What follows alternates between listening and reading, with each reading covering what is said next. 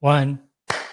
Ladies and gentlemen, Lauretta Alabons from Words and Music Podcast is on my program. How are you, Lauretta? I'm doing fine, Wayne. How are you? It's been so long, right? Like I think at the beginning of the pandemic, we met up for coffee, and ever since it's like we haven't seen each other for so long until last night when I think I was eating dinner near my neighborhood, and I happened to just bump into you, your husband, and John Dykes. Yes, it was kind of a surprise. I thought it was you, and then when you came forward, I said, "Okay, that's Wayne, and we're going to do this podcast today." It was quite funny, actually. It was quite a Yeah, coincidence. Nice what are the odds? coincidence. Mm. What are the odds? And it's so great to see you again, and you look great. And of course, the entire landscape for live concerts, for even live streaming, and even for podcasting, where suddenly, out of nowhere, there's this PodFest Asia thing an idea that I dreamt of, right? A lot of things have changed over the months. So, how have you been? And in terms of how you're pivoting as well due to the impact of COVID-19, are you having a great time doing your Words and Music podcast? I think that's the most important question. Are you having fun? Yeah. I mean, I guess how this podcast came along was, we bring, before I started Words and Music, of course, we had a very successful company, LAMC Productions, promoting all the live concerts, live tours, that was the music. And then I have a comedy division called LA Comedy Live. And I guess, what at the back of my head, I've always wanted to do this, interview the artists while we, had them in Singapore. But the trick with when you have these artists who are preparing for a major show is to not unnecessarily disturb them with requests. Because at the end of the day, the celebrities are here and the artists are here to put on a show, and we have to be able to give them that, that flexibility of resting, having a peace of mind, doing their sound checks, and not having unnecessary, media disturbing them, or even myself, popping in, disturbing them for unnecessary requests. So as a promoter, I've been, trying to give the artist space, make them, do the best show they can do for the fans who paid their hard dollars. And so when this pandemic came onslaught into our lives, I said, well, we have no shows. So what am I going to do? And of course, this interviewing and putting content out was at the back of my head. But when I met you and you did, and you, why don't we, do this podcast? And, it dawned on me and said, well, I have all these access to the celebrities and all my relationships. And I said, and previously for my past life, being on television and radio, and I said, why don't I put my skills to some use instead of sitting home and crying and, being upset and sad and you don't know what to do with this, no live tours, because it is a dire situation, Wayne. We were doing, 30, 40 shows a year, and not to be able to do that, you can imagine, it was tragic, But luckily, this Words and Music kept me, my spirits up, speaking with all the artists in a different setting, not in the setting that we are used to, and it was fantastic. So we kicked off. Well, first of all, how do we come up with a name? And, me and my husband, Ross, we said he actually came up with the name because at the end of the day, it's very simple. It's words and it's all about music. So why didn't we, and we said to ourselves, why didn't we just give it short and simple? Call it Words and Music. And that's how it came about. It's beautiful. I think for the name of a podcast, right? How you name a podcast is really important because it has to be catchy. It has to basically show the identity of the theme of your podcast, right? So I really love it. And I've been listening in to some of the episodes and your live streams as well. I think the one that I really caught my attention was when Matt Heafy from Trivium pop up and Yeah. actually, was reminiscing his time when I was in Singapore. And I know that, you're famous the world over, especially musicians, for bringing them to the right places for great food. So he was, I think, talking about how he missed, the chance to eat laksa, right, in Singapore. Yes. All the local food. Yeah, and that was really interesting because they just released their new album at that time. So we were really lucky, to be able to grab hold of them and talk with them because we had a show. Remember, we had a show, and they were supposed to open for Slipknot on March Yeah. 24th. So yeah, that's that. But yeah, it was really great. I love that whole new album. I love the album, that new album. Believe it or not, I do listen to it. And Yeah. guess what? We are now looking at a show poster that you have actually created. I'm not sure whether it's for that particular show. Supposed to be the second show that they were supposed to be playing in Singapore. But I remember the one that I attended way back earlier in 2005, I think, was this one. Yeah. This is the one that really still remains in our memory because it was such a great gig. And Slipknot? Slipknot. Oh God, yes, God. Oh my God. Okay, tell me. Yeah, why don't you, as a fan, tell me. I remember it was so intense. And of course, as a band that was famous the world over for their violent performance. Yeah, they are violent, but they're so full of energy. I think that's a great thing about music that we all love, Basically, the vibrations from the music and also the energy that the performers show on stage. That's why we love buying tickets, to have that in-person experience and to relive that again, when this pandemic is fully over. I think it's what we all are looking forward to, with each passing day, and the day when live concerts can come back and Slipknot can return for this show and make up for this show, right, will be a great day indeed. Yeah, it's been 15 years. And the story behind that tour was they were touring on Subliminal Verses. And I was oh my God, I love that album so much. And I could listen. That's one of the albums I could listen from start to finish. All the songs. So it was really a dream come true to see, all the nine, the original 9 members, right? At that time, and I think we were very gutsy, bringing a band like Slipknot to Singapore, and we brought them because we love them. We love them. I mean, we cannot promote a show that you cannot promote an artist where you do not like them or love them. So the basis of LAMC Productions, and when we looked at all the tours that we've brought over the years, every artist on our website is an artist that we listen to and we like their music. So it's not about, of course, it's about a financial, business. But at the end of the day, we love that artist, 100%. I could feel it when you're talking about Slipknot, and when you're reminiscing about the album as well, how the Subliminal Verses Volume 3, right, actually relate to you on such a level.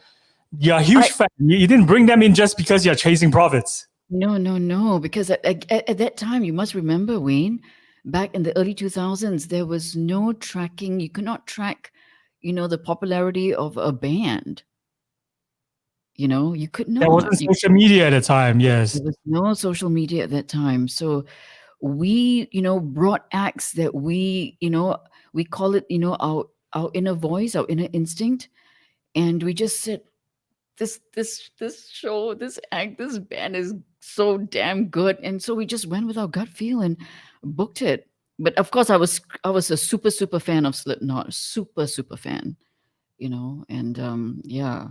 So I took some really crazy pictures. I was standing right in front of the stage, and Mick brought his guitar and took a photo, with me, and it was crazy because I was just so in love with Slipknot, and you can share your experience too on this phenomenal band.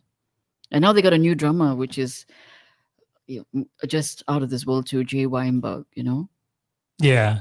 I think he's on the same level as Joey Jordison, although some fans might disagree with us. But they're just like a franchise, or you can just say they're a brand now. And probably Slipknot may even still exist, even when we are no longer, on this planet, because they are just like, all these great legendary bands, right? Like the Grateful Dead, like they have Yes. rotating band members. I think Yes. recently, John Mayer, right? exactly, he joined Grateful Dead. I think that's a great decision, and the fans welcome that, because that means that the community can still see new versions of the band perform on stage and relieve, hearing those different live performances and set lists, of course, which change with every tour, right? Yeah. So having that opportunity is something that everyone just want to get a hold of, and we don't want to miss this opportunity. So what if they change the drummer? I mean, it's still Slipknot. The music is the essence of why we love them in the first place, right? Which brings me to this poster, because you sent me this slide, which I really love, because you brought back so many memories of all these great bands that you brought to Singapore. And as a result of your Words and Music podcast, I'm able to actually show and tell, all these great bands that we all love together, right? Definitely, Wayne. Definitely. Thank you for having me. When you asked me to join the podcast, I said, yes, why not? I think you're really doing a great job. You're really passionate about what you do. And I think, that's how, people succeed. You just have to have a passion. And, you're really passionate about what you're doing. And kudos to you. And great Just job. so nice, Thank you. I take that as a compliment. And of course, I have to say the same about your passion for rock music, for heavy music. Not many promoters would hedge their bets on heavy music. So there are only so few in Asia, probably, that basically, back their passion with their time and their energy and effort and their money investment as well. Tell us about the risk involved in actually holding a concert of this scale. Like Guns N' Roses is probably the biggest act, right? In terms of the spectacle. I think they're on the same level as U2 or even Rammstein. To actually organize a gig like that is not simple. What kind of risk is involved? Well, first of all, when we were working towards the tour, of course, I wanted to pinch myself. I always said, my God, is this happening? Because we're music fans at the end of the day. Because we are music fans. So I said, I can't believe this. You still cannot believe that, these tours happened because you're a fan. And every day I pinch myself. I still think sometimes I think it's so surreal. But coming back to your question, yeah, there's a lot of risk, and for Guns N' Roses, I mean, with a band on, that scale, people were going to come from all over the world to watch this. It's the title of the tour, Once in a Lifetime, just is so correct and befitting to Guns N' Roses. So you could never, it's once in a lifetime. So, yeah. Like, no matter what, I'm glad. If you want to stay in Singapore, better, just do whatever it takes. Basically, bring them, make it possible, and not overthink about the kind of efforts and of course the kind of investments that are gonna be involved in such a big scale concert. I think the insurance costs are super high, right, to make this happen. Yeah, there was a lot of cost, I mean, yeah, it was a huge show, mega show, and we it was once in a lifetime. That's all I can say. I remember we were all waiting for like over a decade, right, for them to drop the Chinese Democracy album, and at the time they had like so many lineup changes, basically the entire Nine Inch Nails live crew, right, actually auditioned or played for the album, for the making of the album. So by the time it was finally finished, the entire lineup changes again. So it's for an act as unpredictable as Guns N' Roses, having a concert promoter that actually hedged your bets and bringing them to Singapore, not even knowing whether it would actually come to fruition, that's a lot of guts. No. That tour was already going to happen because it was a world tour, Wayne. So, they did, I guess, Australia, and then they went up, I think Singapore and then Dubai. So right. It was a world. I mean, these tours are planned years in advance, So that for Guns N' Roses, yeah, that tour was just, going to happen. We're going to look at some of your other incredible posters. And sure. I think this is the last one that happened before the Oh, pandemic. yes. This poster is dated 2016. That was one of the earlier shows in Singapore, right? But the last show that happened in Singapore this year was actually Scorpions. How great were they during the recent concert in Singapore? They were phenomenal. We did them actually, when we were all experiencing this COVID-19 coming along. I mean, it was just hitting us. So our date was actually March 4th, and we had to change it to March 5th. And we also had to do a venue change because of the COVID-19. And this show was actually supposed to be held outdoors at Fort Canning Park.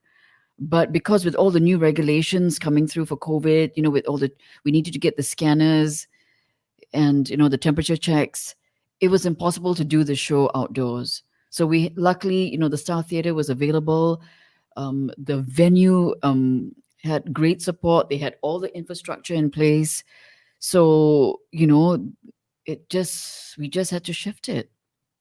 And lo and behold, I mean, we kind of already knew that was going to be the last show. And that actually was not just the last show in Singapore. It was the last show in Asia. Wow. Yeah. I think I'm correct to say that, because after Singapore, both Whitesnake and Scorpions went back home. They didn't go back to Japan. Actually, Whitesnake was supposed to go to Japan. So I'm correct to say that was the last show in Singapore, in Asia. And you guys made it happen, because that was probably the last show they're going to play for a while, looking at how the vaccine situation is developing now. And it's not going to be very soon that we see a live gig happen anywhere in the world. And Wayne, if you want to talk about, like going to concerts, I mean, because you're a concert fan, you attend concerts. I don't know how we're going to enjoy the experience wearing a mask. I don't know. I cannot see that happening, and the social distancings and so many restrictions, because when you go to a concert, you want to let your inhibitions go. You want to scream, you want to shout, you want to dance, you just want to let loose. So, you just want to be crazy for that one night, enjoying with all the other fans that love the same band, the bands as you. So I'm not sure, I don't want to overthink it right now, but I just don't know how, all of us are going to enjoy the shows. It's never the same, yeah. And like even watching live streams of Mr. Bungle, or even Pussifer did a live stream recently, and then there was a Rock and Roll Hall of Fame induction ceremony where Depeche Mode and Nine Inch Nails got in, right? And it was all virtual again. It wasn't the same, because it's like what we yearn for is the sense of belonging, the sense of community and tribe, which you felt when you go to an in-person concert, and basically, getting other people's sweat and saliva on your body, because that's part of the that's part of the tribal experience, right? You're part of that community, and you're just standing next shoulder to shoulder with your fellow fans who are from the same tribe. So you don't feel an outsider when you're attending a concert, and the virtual doesn't translate that kind of experience well.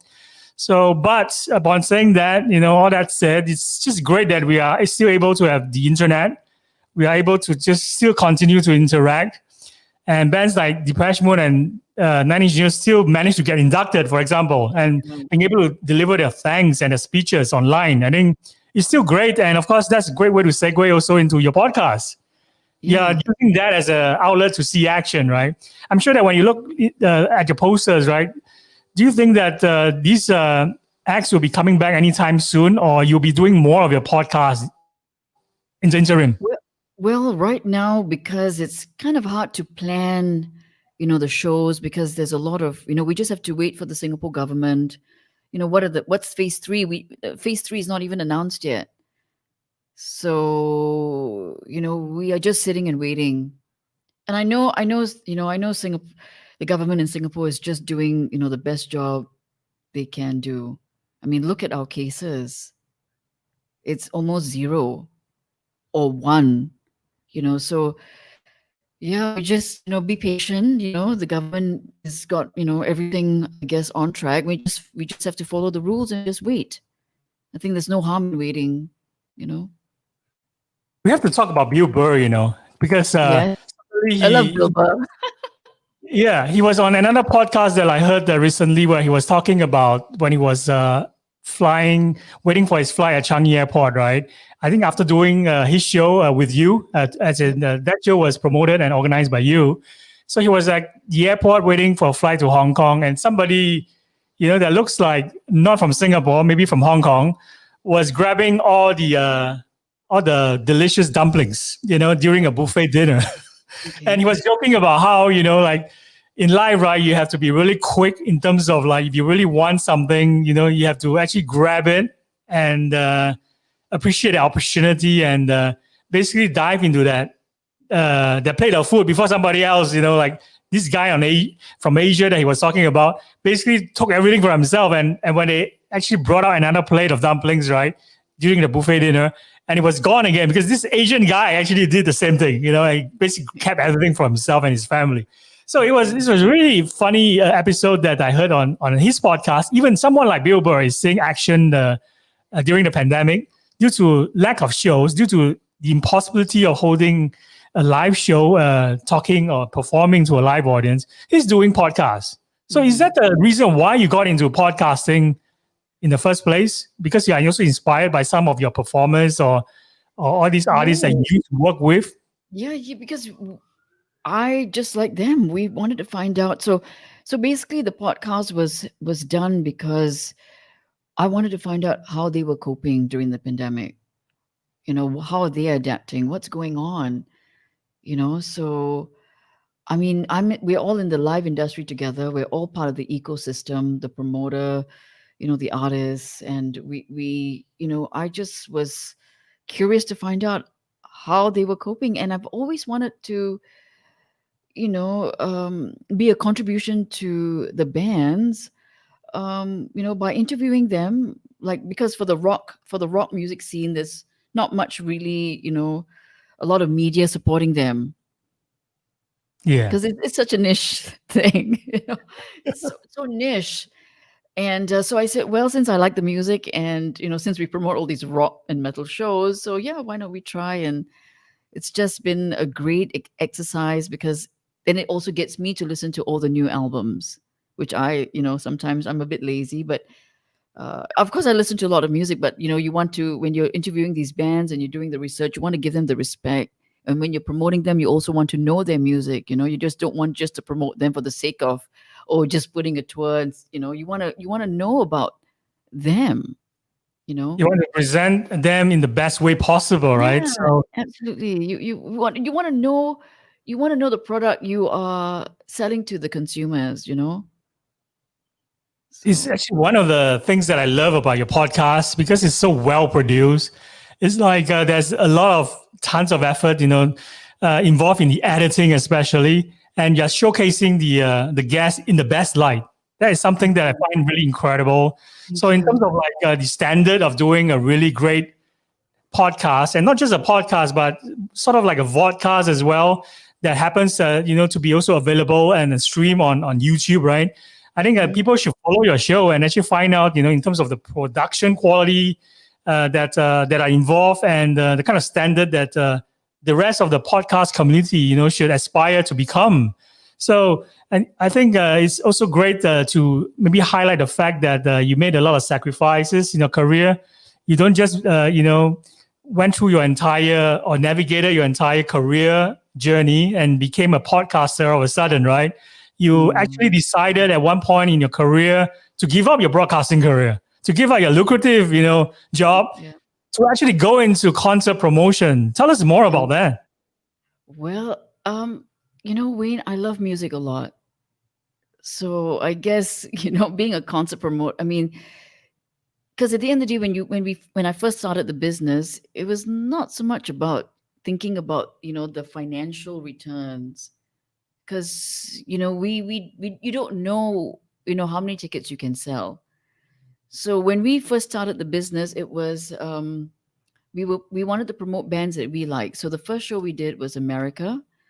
The famous, their contemporaries were the Eagles, Neil Young. So when I told my husband, I said, Ross, what do you think about America? I said, oh my God, I love that band. So yeah,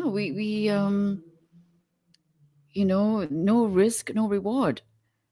And it just got, one show. Our first show was America. It seems so simple to do a show, because when you love something, when you put your passion into it, you don't feel it's a struggle, Wayne. You don't, It's something even though that you you're really enjoy. Yeah, the process is actually pretty enjoyable, even though painful. Yeah, I mean, it's a lot of hard work, but when you I'm not kidding, it's a lot of hard work, but because you love it so much, you don't even feel the hard work. The work is not even work. The work becomes joy, and everything else, and happiness, and of course, when you see the bands hit the stage, you almost have tears in your eyes because you're so happy. My hair is almost standing right now hearing you, articulate that experience of sacrifice of, there's definitely a lot of hardship, a lot of sweat, blood, and tears that are being expensed, when you actually put on a concert as big a scale as this. And now you're doing podcasting, you're doing your video series, and you're continuously, building community and keeping this rock community spirit alive, right? It's something that I really appreciate and I really admire. There is a question coming in live from a Facebook user. I think it's directed especially for you. What is the next big rock band coming post COVID-19? This Wayne, I don't know why you're breaking up. It's there's something wrong with the stream. Can you Is hear it me better clearly? now? Yeah, I can hear you. Yeah. Okay, what was your question just now? So what is the next big rock band coming post COVID-19? We hope it's Slipknot. Fingers crossed, yeah? I think this is No. great news. We're just waiting because it looks like 2021 is not looking good. So, hopefully 2022, but again, we don't know because it all depends on the vaccine, and, I mean, America, the cases in America now, I mean, it's very, very bad. So, if any American acts come here, I mean, they're definitely going to be in quarantine for 14 days. So we have to consider all those factors when we're bringing, the acts from overseas. So we're just going to keep, fingers crossed. One last question before we let you go. Yeah. I love Suede. So definitely a lot of Suede fans in Singapore are hoping that it will be back for another gig. Yeah. So I'm also a fan of Suede. Do you think that's possible as well? God knows. Yeah, why not? I love the song, We Are the Pigs. Talk about pigs, the latest album by industrial band Pig is pretty good, called Pain Is God. Check it out, by the way, for those fans of industrial music. Yes, We Are Pigs is a great song, and we love Suede, we love Slipknot, we love Guns N' Roses, we all love all these great bands that you're singularly responsible for bringing into this part of the world, and we hope that when the pandemic is well and truly over, right, we can still rock out together at a concert and see these bands once again and appreciate their presence more than ever before, yeah? Definitely. I think everybody's going to have so much pent up excitement, So, I think the people watching this are also pretty excited. So any last word for anyone who's tuning in and or listening to this on their smart speakers or AirPods, during the replays of this podcast episode? Well, just want to let everybody, stay safe, keep safe, keep listening to, Wayne's podcast, and support, podcast Asia. Great job, Wayne. Really love it. And of course, if you want to find out about other music artists we're going to have on Words and Music, you can log on to lamcproductions.com and go to our YouTube channel. Yeah. I actually bookmarked LAMC, and whenever you guys update the website, I'll get a notification because that means a new act is coming to Singapore. So the next time you make an announcement, right, you get everybody excited again. We are waiting for that day to come, yeah? Yes, hopefully it'll be soon. Fingers crossed.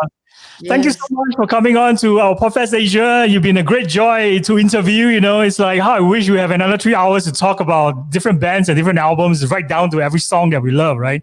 Maybe for the next edition, we're going to do this again in January or early February, and hopefully an in-person event for podcasters together.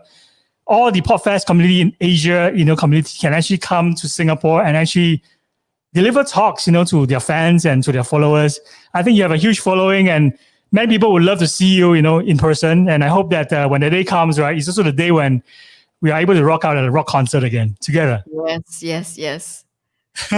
Thank you, Wayne. Thank you so Thank you. much. Keep yourself safe. Yeah, send my regards to Ross. So keep yourself safe. Yeah, take care of each other. Goodbye. Okay. Thanks, Wayne. Thank Bye-bye. you. Bye. Hi, Daniel. Hey, hi. I want to introduce you to the newest member of my household. This is Luna. Yeah. Luna Hi, wasn't Luna. around when I did the podcast, right? Okay, Luna's a bit distracted. It's her first podcast. So she's making a debut in PodFest Asia on a podcast. Yes, she is. Yeah, I adopted Luna a couple of months ago. She I think is a victim of an impulse COVID buy because she has just turned 1, and there's a law in Singapore that you can't sell a puppy that is 2 months or younger. So if you do the sums, I think she was bought. Well, this is the theory according to Daniel Boy. Okay, I think she was bought just at the start of the lockdown, and she was given up when lockdown was lifted. Yeah. So anyway, we're all victims of this lockdown, 2-legged or 4-legged. Even the animals, right? The pets, Even the they're also animals, impacted by yeah. this. So it's great to see you with Luna. How about Leia? What happened to Leia? Oh, Leia is sleeping right now, and Leia's a bit too big for me to put on my lap. So yeah, She's like a 75-pound dog, right? 75 I pounds. know, yeah. I mean, it's great, and Leia was one of the main reasons why I decided to adopt Luna because they got along so well. I've always thought that Leia was a single household kind of dog, but she surprised me, and essentially she said, give this girl a chance. She's a victim of okay. I love you too, darling. She's a victim of COVID, so we do what we can to help each other. Human wise or animal wise. I love the fact that she's settling well, 100%, like the way that she's being cuddled by you, right? And not making noise. I think she's very well trained by you already. So it's great to see you on the podcast. And after, not getting in touch in terms of we haven't been doing a lot of podcasts lately due to COVID, due to different issues, health issues. Yeah. Mm-hmm. So it's great that you're back on our screens again. Many of your fans and followers are always looking out for, you to come online again and doing this. Yeah. Well, it's really great to be back, Wayne, and I have you to thank because before COVID, I had no idea what a podcast was. And if you recall that fateful day when you said, "Hey, Daniel, let's go for coffee," and then you said, "Would you like to be a guest on my podcast?" And then you said, "Would you like to have your own podcast?" It's all thanks to you. And I don't know if you know this, but it's because of the confidence that you gave me doing stuff digitally online that gave me the impetus to organize the Front Row, which is Asia's digital fashion festival, which we organized in August. If not for doing this podcast and doing other digital stuff, I would not have the confidence because anyone who knows me knows I'm the least tech person ever.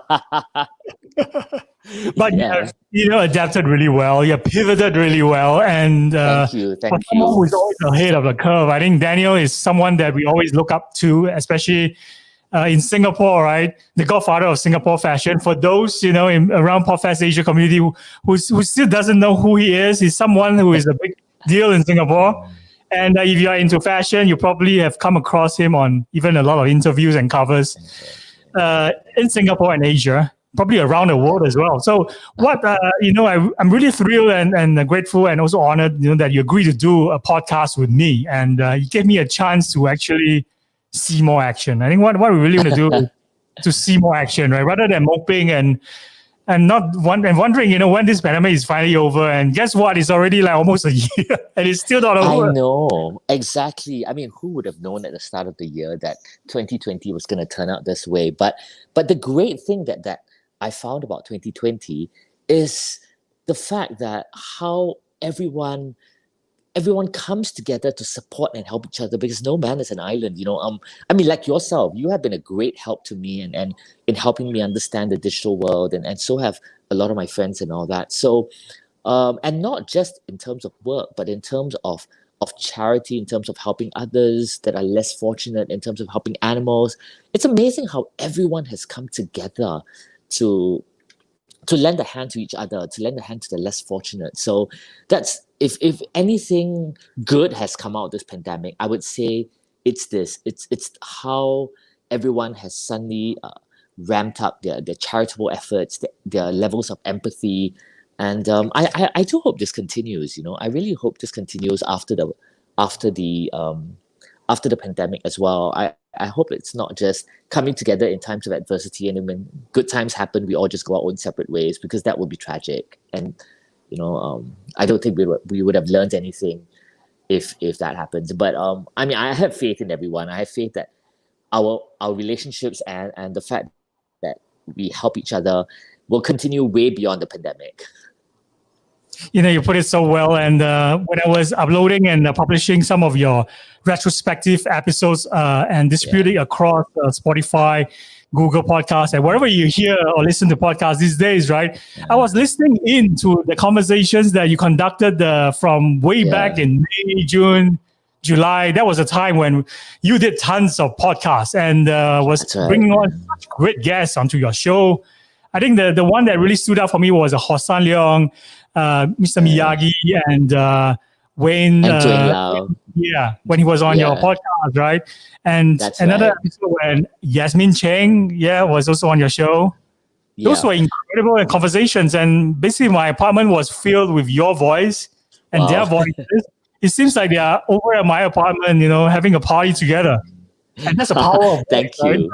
Right? And it is. Throughout all that is that your message of positivity. I think, we want this podcast to continue because you have awesome friends and guests. And tell us, how do you pick your guests? Do you have a criteria or a format? Well, at the end of the day, when we first started this, Luna agrees.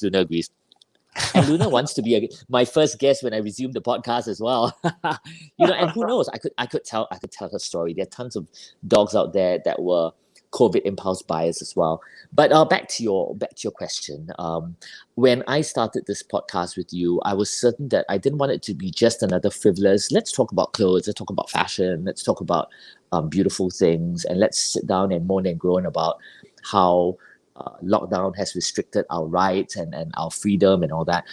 Enough with that. At the end of the day, if you were to get something positive out of this podcast, out of this pandemic, it is to hear other stories and to be inspired by them. So I chose my lineup of guests very, very carefully. I essentially wanted to pick people I was inspired by, people who had lessons that I could learn, and in return, hopefully lessons that listeners can listen to as well. People who are inspirational, people who have gone out of their way to help others. The two podcasts that you mentioned are just the tip of the iceberg. Everyone else that we brought on had their own stories. Bernie Chan, for instance, gave a true life example of a person who was hit by tragedy because she told a story of how a relative of hers in the UK passed away from COVID, and nobody could visit him because obviously no one could travel. And someone like Joe Tan or Haider, who have used their influence to help the less fortunate, to help the hawkers, to help the musicians. So everyone out there had given their hearts and their time to helping others, and that was what I wanted to take away from this podcast. That had to be inspirational, and you had to. People who came on the show were people that others could emulate.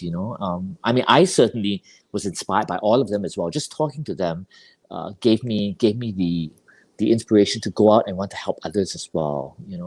And it must have been also. It was also. I don't know if I mentioned this to you, but in the middle of lockdown, when you're stuck at home, I'm lucky. During the lockdown, I had Leia, who was my first dog, to keep me company. But a lot of people out there are lonely. A lot of people need someone to talk to, and I must say it was very therapeutic for me. It gave me something to look forward to, and the fact that I could communicate with my friends and chat with them during lockdown, it really gave me the strength to pull through lockdown. So thank you, Wayne. Thank you too, because I think you articulated this perfectly in terms of like the loneliness, right? Even though we have all these advancements in technology, but people are feeling actually more lonely than ever. And I also personally know many people who are during this time, staying alone in their own apartments, and they also yearn for that humanistic interaction that were missing, even though there's like all these digital gadgets that allow them to, find anyone, to talk to, right? But of course, they do it by text. And I think that's the most unhumanistic way of communication. Is like the tone of voice is totally missing when you text someone. But when you're able to meet either in person, which is not possible during lockdown, but virtually like this, face to face, at least you can see the other person's expression, like whether he's agreeing or he's annoyed or he's angry, and then we can engage the communication mode based on the two-way rather than one-way, right? And we're able to communicate better and disagree less. I think it's really important that putting up a PodFest Asia event like this is also giving me a chance, giving other podcasters who feel lonely in their journey when they're podcasting, that you're not alone. There is a sense of belonging, community, and of course tribe that we can all, actually come together, just bring the people together and then talk about our common love, which is podcasting and interacting and talking to our best friends or guests online. I think that's what podcasting is all about. It's about finding again. Yeah, you put it absolutely perfectly, Wayne. And talking is such a therapeutic thing, and I say that in general. I'm actually an introvert by heart. I actually call myself an ambivert because I need to actually go out and socialize in the course of my work pre-COVID, right? But I'm actually an introvert at heart, and I thought, oh wow, lockdown, I should be able to last. I should be able to survive this because I love being alone. But it was so difficult, it was so difficult because there's a difference being let me just put her down. I think she's a bit restless. Yeah. How heavy is she, by the way? Oh, she's 11 kilos. She's a really tiny dog, and she's just a puppy. She's just turned 1. So I'm so glad to have her in my life, and Leah is so glad to have her in her life as well. It's really great, and this was one of the great things that came out of the lockdown, the pandemic. But like I was saying, it's nothing beats hearing another human's voice, another human who that you're inspired by, another human that you can carry on a great conversation with. And at the end of the day, if you know who I am, I'm not just Daniel Boy the fashion person. I'm also Daniel Boy who volunteers at a children's home. I'm also Daniel Boy who helps with the dog shelters and all that. And I tried to bring on people who represented all of that to show that, in times like that, in times of need, we can still be charitable. We can still give our time.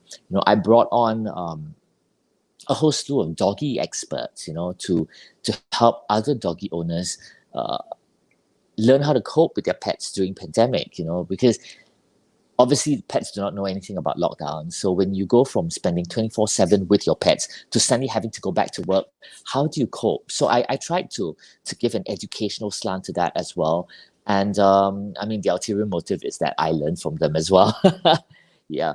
But speaking to all these people, speaking to you, having these conversations during lockdown was really, really very therapeutic. And listening to these podcasts that you have in this wonderful festival as well, listening to other people's points of view, we realized that even though we come from different backgrounds in different parts of the world is actually very small. I mean, you bring together a tribe, as you mentioned, of people, of like-minded people. We can have different opinions, but we have the same end goal.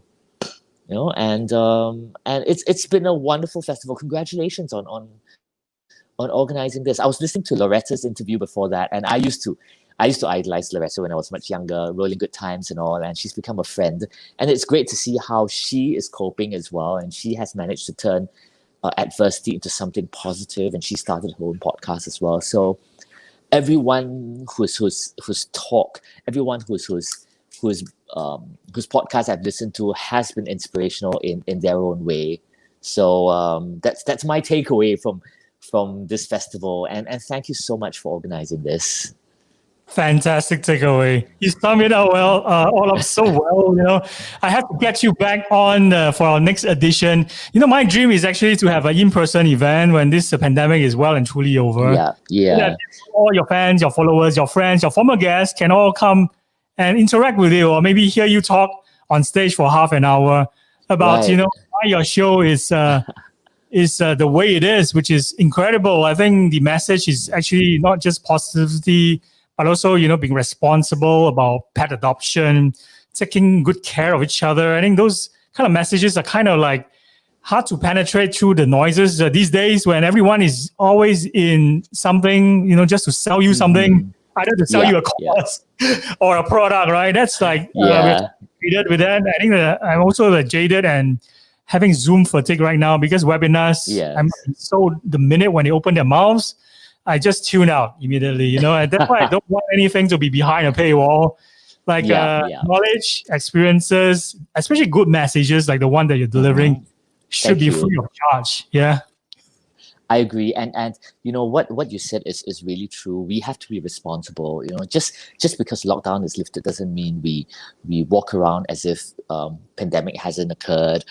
We have to be responsible. I mean, there have been rules that have been and restrictions that have been lifted regarding events, but at the same time, as an event producer, when I produce events, I still need to be responsible. I still need to make sure that it's a safe environment for people who attend these events to come for. And in fact, we are working on the next edition of the Front Row. I mean, when that will happen, we don't know because the restrictions keep changing all the time and being lifted all the time, which is great. But we are working towards maybe in future a hybrid event. I don't think digital is going to go away completely and go back to 100% live event. But the wonders of digital means I can be speaking to you right now and people all over the world can be tuning in and listening to our conversation. So when we go back to live events, I don't think it's going to be completely live. I think it's going to be a hybrid of live and digital. And I, for one, am very excited about that.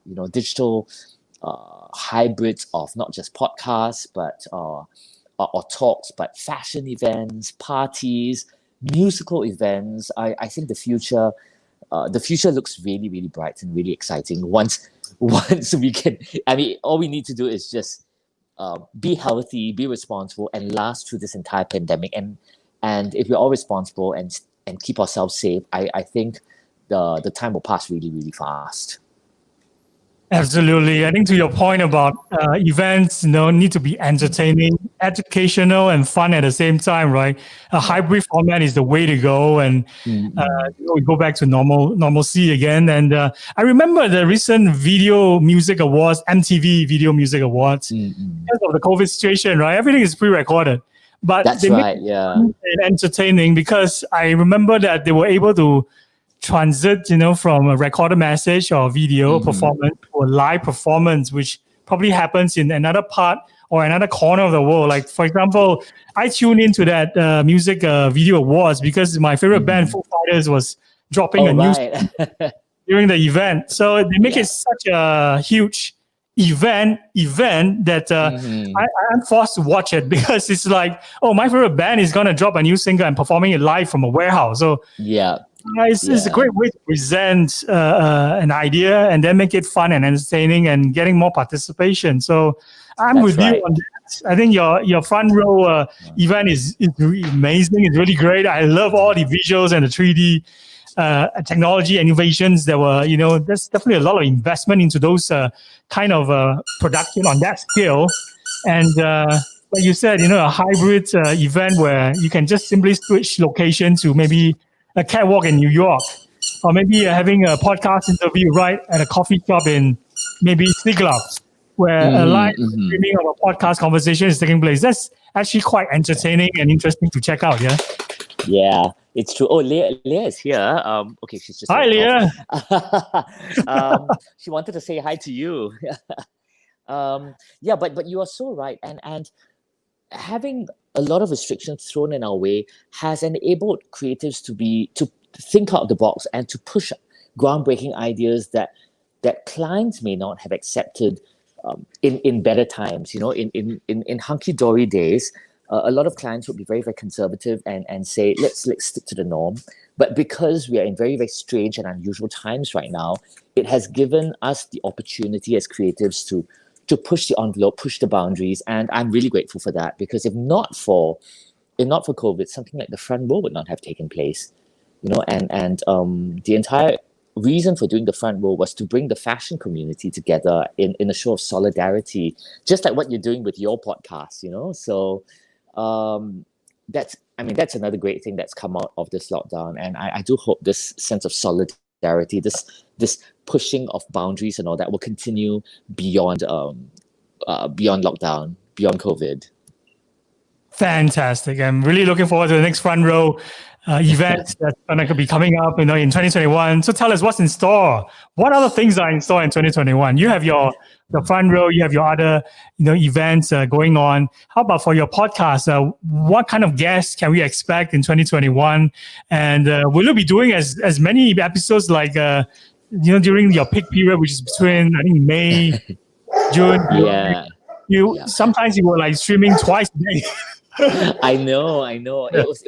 It was really therapeutic for me, and I just wanted to talk to as many people as possible. And recording these podcasts really helped me cope with the lockdown. So going back to, of course, lockdown has been lifted and all that. Situation is different right now, but at the same time, I do feel it's important to keep in touch with people. And keeping in touch with people doesn't mean going out and having parties or having dinners and all that, even though we can. For example, this year's Christmas is going to be rather unusual because we can't have big parties, we can't have big gatherings. And even if you could, what's the point of being irresponsible and sneaking in and doing a huge a party illegally when the chances of you spreading something is so high? Let's all do our part and be responsible, and restrictions will be lifted faster if the numbers come down. But